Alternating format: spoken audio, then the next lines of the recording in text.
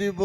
বান্দা, সেদিন যদি তুমি আমার রাসূলকে মহব্বত করে থাকো, উলামায়ে কেরামকে মহব্বত করে থাকো, নবীর ঘর মাদ্রাসাকে মহব্বত করে থাকো, আল্লাহর ওলিগণের মাজারকে মহব্বত করে থাকো, ছোট বড়কে মহব্বত করে থাকো, আমার বান্দা ও তোমার জান কাদানি সময়ত তুমি বান্দা টের ভাইবা না। চিল্লায় বলা যায় কি সুবহানাল্লাহ।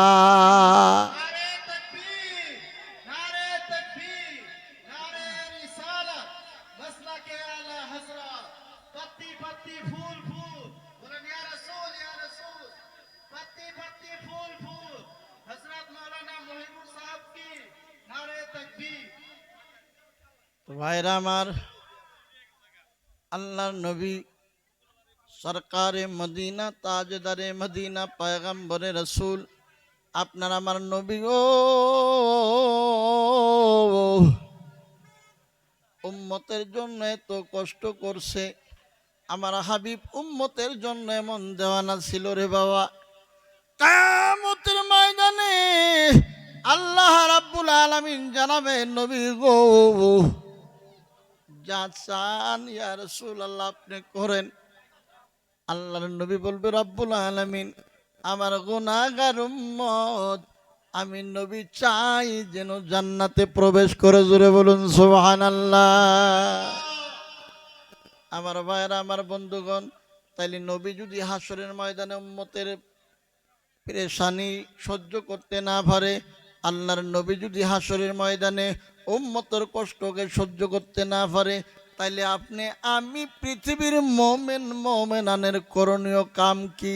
আল্লাহ রাসূল বড় কষ্ট করে রুয়ে আসমান থেকে আপনার জন্য আমার জন্য সালাত আনলেন, আপনার জন্য আমার জন্য রোজা আনলেন, আপনার জন্য আমার জন্য তৌহিদ আনলেন, আপনার জন্য আমার জন্য যাকাত আনলেন, আপনার জন্য আমার জন্য আমার কুল কায়নাতের মেহবুব দোনো জাহানের বাদশাহ হজ্জে বাইতুল্লাহ আনলেন।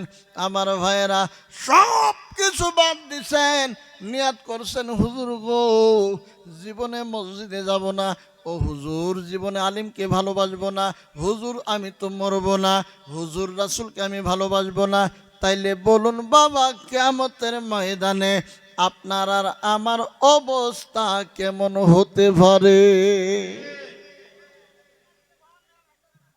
তো আল্লাহ রাসূলকে মহব্বত করার মতো হইলে জানো প্রাণ দিয়ে ভালোবাসার প্রয়োজন।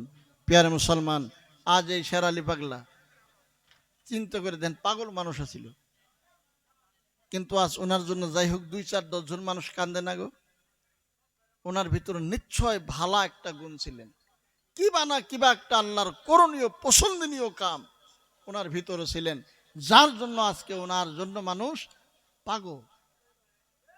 তো প্রিয় মুসলমান, যখন আনলিমিটলি আপনি রাসূলের পাগল হয়ে যাবেন, রাসূলে পাক আপনার জন্য আমার জন্য পাগল হবেন। জোরে বলুন সুবহানাল্লাহ।